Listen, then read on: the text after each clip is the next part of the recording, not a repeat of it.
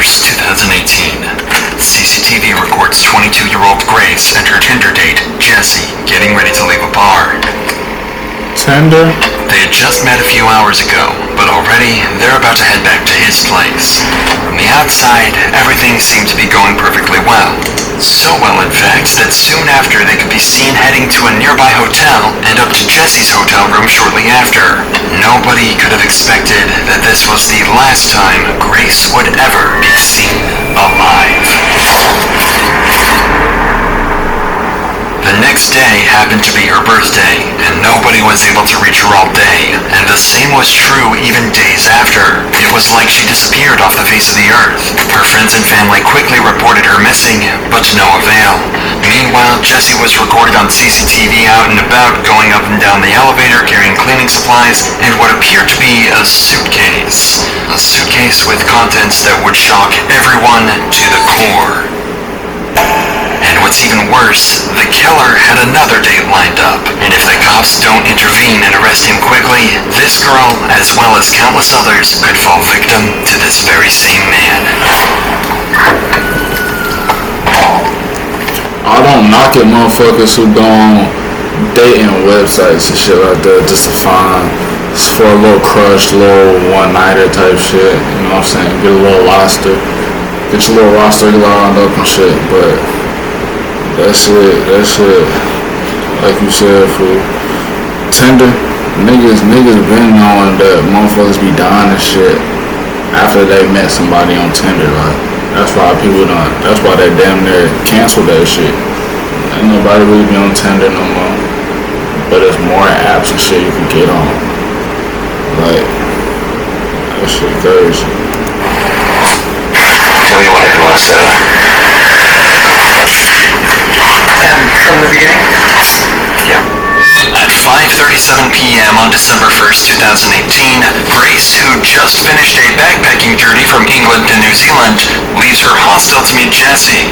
Meanwhile, Jesse is having pre-date drinks at a local bar, downing several beers before the date begins. In fact, as he leaves the bar, you can still see at least 4 empty bottles sitting on the table. They meet in a popular spot where there's plenty of people, making Grace feel safe while she meets her date for the first time. But this will be a false sense of security, as Jesse has no plans to try anything untoward in public. He's going to wait until they're alone. Suspecting nothing, Grace accompanies Jesse to a bar where they drink together for over an hour before they head for a Mexican bar at 7:15 for more drinks, and yet another bar named Bluestone Room around 8:30 p.m. This will be where Jesse tries his luck and sees if he can get a little closer to Grace. At 8:54, they share their first kiss.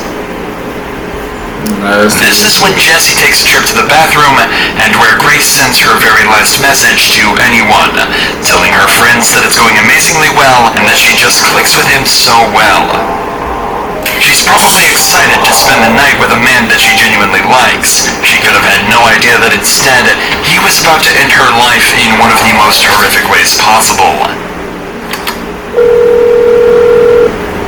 The next morning, Grace's phone starts to receive a ton of messages. It's her birthday, and there are plenty of friends who want to send her their best wishes. Each and every one of these messages goes unanswered. The first sign that something is wrong is at 8 a.m. when Jesse enters the very same elevator, this time on his own, throwing the camera a suspicious glance. If you think he's just getting the birthday girl a morning coffee, then think again. During that night, Jesse killed Grace by strangulation, and now he's going to try and do everything he can to cover up his crime, and he needs to do it quickly, because he's already got another potential victim lined up. By 8:07 a.m., Jesse is in town and about to start the most eerie shopping trip possible. He starts at the warehouse on Elliott Street, where he buys a suitcase that he plans to hide Grace's body in. He checks out the width and depth of the suitcase to make sure it'll fit her, so he can dispose of her body before anyone can catch him. Then 25 minutes later, he makes his way to another store, where he buys a number of cleaning products that will be used to clean up the murder scene. Then he returns to his apartment for a number of hours, reappearing at 10:42 a.m. before he jumps in a taxi and Apex Car Rental where he rents a car. But it's what he does next that's truly shocking, and puts pressure on the cops to discover and solve his murder as quickly as possible. As Grace's body lies in the apartment, Jesse goes on a date with another girl he'd met on Tinder. Given that he has all the equipment ready to hide one body, it's speculated that he planned this to be his second victim of the day. As he arrives at the bar, Jesse is wearing exactly the same clothing that he wore the night before, possibly the same clothes that he wore when he killed Grace. We're not sure whether Kempson was as pushy in his initial messages to this girl, but what we do know is that the conversation he struck up with her during the date not only brought up some major red flags, it downright... If that nigga killed that girl, the next girl that he just who on a date with right now, and he got a whole nother dead body on this nigga right here, fool. Yeah, serial killer type shit, fool. Like, nigga, like, yo. Terrified her. Allegedly, he wanted to talk to her about where to hide a dead body from the police. Right away, the date is over, and this girl's instincts may have just saved her life. It's hard to imagine the horror that she would have felt when she learned the truth about the man she just walked away from, certain that he likely had the same fate lined up for her as he did with Grace. Is that a purse? Is that the case? Oh, that's a briefcase with the body. At 8:56 p.m., we can see Jesse carrying a piece of equipment back to his apartment. More precisely, it's a carpet cleaner, and he's going to try and use that carpet cleaner to try and remove any trace of Grace's presence at his apartment. He's even got 2 bottles of cleaner in his hand, making sure he's got enough to get the job done. 30 minutes later, and we're greeted with the product of all his hard work. He's about to try and hide the body. He reappears in the elevator with a trolley carrying several luggage bags, one of which is the suitcase that he'd bought earlier that morning. It's way too heavy to carry, as inside is Grace's dead body. Of course, he can't walk through the streets with this amount of baggage, which is exactly why he hired the rental car. Minutes later, he's loading the rental car with all of the baggage, ready to make the next move in his attempt to cover up this murder, hiding the body in a place he thinks no one will find it. The next morning at 7 a.m., Jesse buys a shovel and heads back to his apartment, where he collects some clothing to take to the dry cleaners, destroying more potential evidence of his crime. But he's not done there, as he stops off at a random trash can, tossing a large trash bag inside.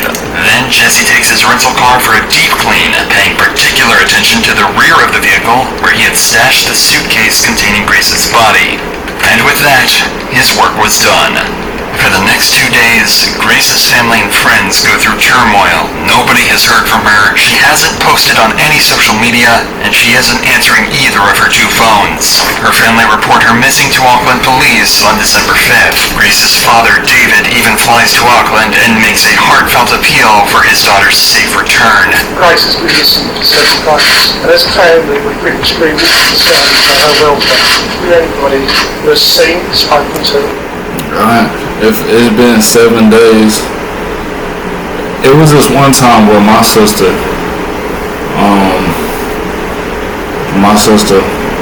she was missing for a day, one day and a half. You feel me? Almost 2 days.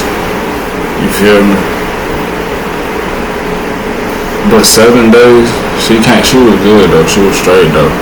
She was just, you know what I'm saying? But for 7 days, no, you know what I'm saying? It's like, you gotta be strong and be like, feel like, it's not this, it's not that. But, be for real, bro. It's been 7 days. Well, come into contact with Grace, come forward and contact the investigation team. With so much media coverage at the time, Jesse likely saw her father's appeal, and yet the family's pleas went unanswered. But Auckland police are about to use various methods to track Grace's last movements and find their main suspect in her disappearance. They're able to find out she was on a date with a mystery man, and after poring over hours of surveillance footage, they find the last person she was with, and track him back to his apartment. At 3 p.m. on December 5th, the cops turn up at the City Life Hotel, but they almost miss their man as he eyes them in the lobby when he approaches the front door. Jesse thinks if he casually strolls away, he won't be noticed, but these eagle-eyed cops don't miss a trick and quickly apprehend him before he can make an escape. At this point, the smartest thing for Jesse to do is to own up to his crime, maybe try to play it off as an accident, and face the consequences. But he's not going to do any such thing. In the interrogation room, he plans to lie his way out of this, but he's completely unaware that the cops have already seen every move from the night of the murder and have about as much evidence as they could possibly ask for. At the start of the interview, he has no reason to lie, as he's just recalling the events before the murder. Tell us about Grace. So I was talking to Grace on Tinder. Yeah. We'd matched on Friday. I saw that we'd matched the next day on Saturday. And then we met at Sky City. And then we decided that we were going up to Andy's Burger Bar, which is on the first floor. Not long into this interview, Jesse becomes entangled in his first lie, as he claims Grace was the one pushing for a date, when we already know he was the one trying hard to meet Grace in their initial messages. Whose idea was it to go to that particular burger place? Me. Because I didn't initially know that she was real. What do you mean? Well, there's a lot of... So have you heard of catfish? No. So catfishing is where someone uses your profile or uses your photos and pretends to be you and then meets and you're a completely different person. Right. And it's on Tinder, it's all about the way you look. And so if they use more endearing photos, you're more likely to swipe for them. Okay. Yeah. How does meeting in a public place sort of protect you from meeting someone who's not as good looking as... Well, there's security there. So if she wasn't who she said she was, at least in my mind I'd feel safe. When Jesse is confronted with evidence from surveillance cameras, he continues to lie, digging a hole for himself that he's going to struggle to escape from. No. I go down Victoria Street, straight down to the bottom, and then hang a left, and I head towards the viaduct. You go to the viaduct a bit? Yeah. Yeah. Yeah. You kind of walked in a bit of a funny direction. Then what happened is, The viaduct. What's the direction I normally go? Yeah. It's, I'm just sort of saying, like... nigga, the only question you should really be asking is, why is after this, all this evidence, this footage in the fucking hotel, bro, she came in there and never came out the motel. She never came out that room. What the fuck? What's going on? How can you even lie about it if they showing you shit that's supposed to be true, man? If you were planning to go to the viaduct. I normally go down Queen Street and then cross at the bottom of Queen Street, go through the containers, and then walk along the wharf. Yeah. Was there a particular reason you would kind of do that? I feel safer down that way. The cop obviously suspects something strange here. Jesse's behavior and responses don't seem to line up or make sense at all, and if Jesse is lying, it'll only take a good few questions to throw him off completely. So the cop starts to apply the pressure, sending Jesse into panic. If you don't know if she's been murdered or not, she may be alive and well. But she might also be dead. Okay? And it could be that you don't.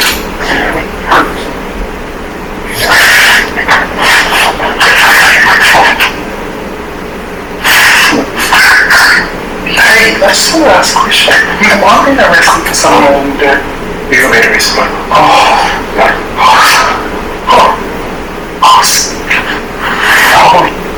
He's not being arrested just yet, but Auckland police are convinced Jesse is either behind Grace's disappearance or is at least involved. And the more they investigate this case, the more evidence they find to suggest Jesse is the one responsible. It's not just the surveillance footage that helps solve this case. Remember the new suitcase and cleaning products Jesse bought the morning after? Well, believe it or not, they were all bought on Grace's credit card, as well as an extra night's stay at the City Life Hotel. In fact, it's very possible he paid for his second date on Grace's credit card.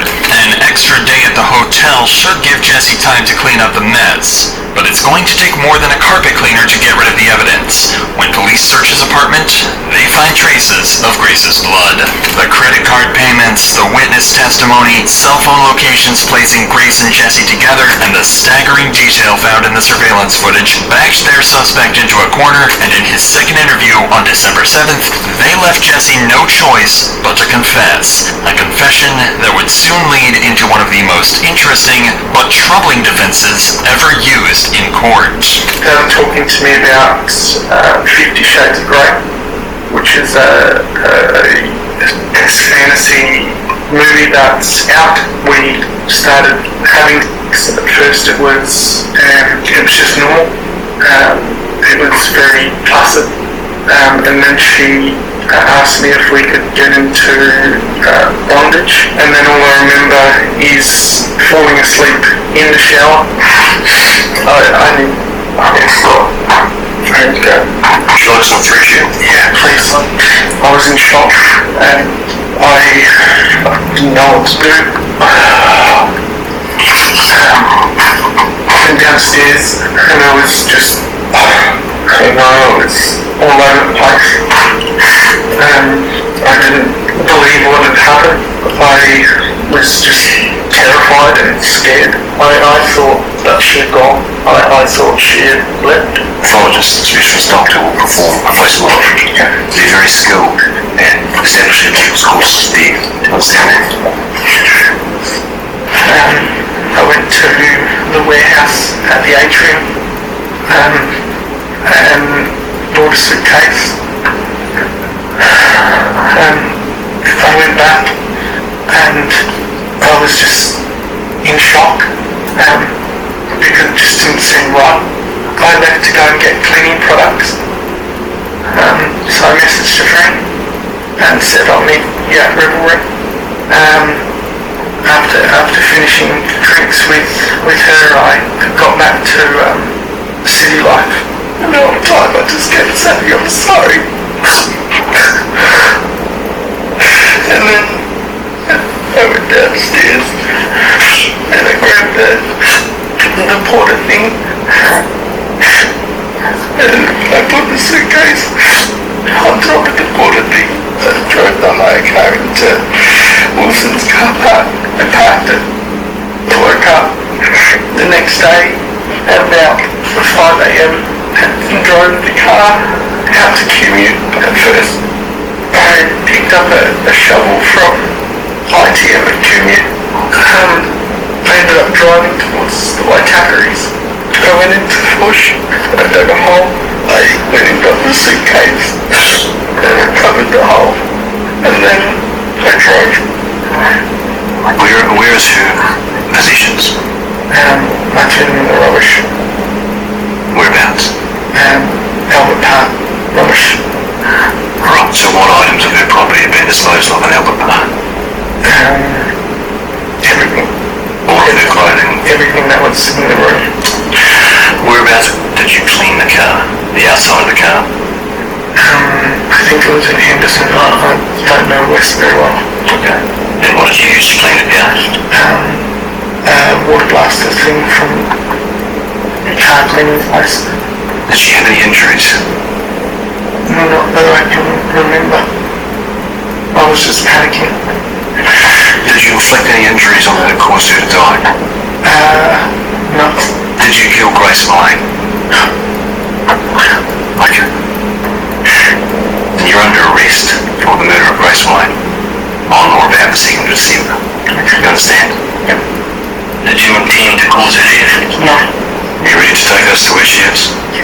The media called it the 50 Shades of Grey defense. The idea is that someone may consent to being harmed during intimacy knowing the dangers involved. If they made no indication to stop, then it would be seen as an accident, and the person responsible shouldn't face a murder charge. But this defense has always been seen as more of a scapegoat, used by lawyers to try and get their defendant off with a... Yeah, nobody fucking buying that shit, bro.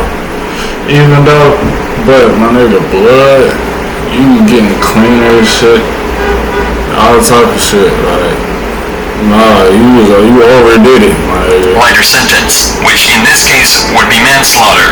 This doesn't change what happened after Grace's death, and the disturbing series of events uncovered during the investigation. From December 1st, the day before the date, all the way to December 7th, cops found Google searches made by Jesse looking for a place to hide the body. He'd also taken photos of Grace's body before and after he packed her into the suitcase. They found Grace's body on December 9th, 2018 in the Waitakere Ranges just outside of Auckland. It was determined that she was strangled and had bruises on her arms and chest consistent with being pinned down. In New Zealand, there's no such thing as first-degree or second-degree murder. All charges are treated the same, carrying a life sentence. That meant there was no investigation into the premeditation.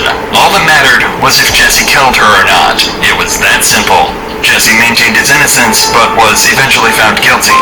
And on February 21st, 2020, he was sentenced to life in prison with a minimum non-parole period of 17 years. After his trial, 2 more women came forward and claimed Jesse had sexually assaulted them after they met him on Tinder. He was found guilty on those charges as well, adding another 11 years to life added to his sentence.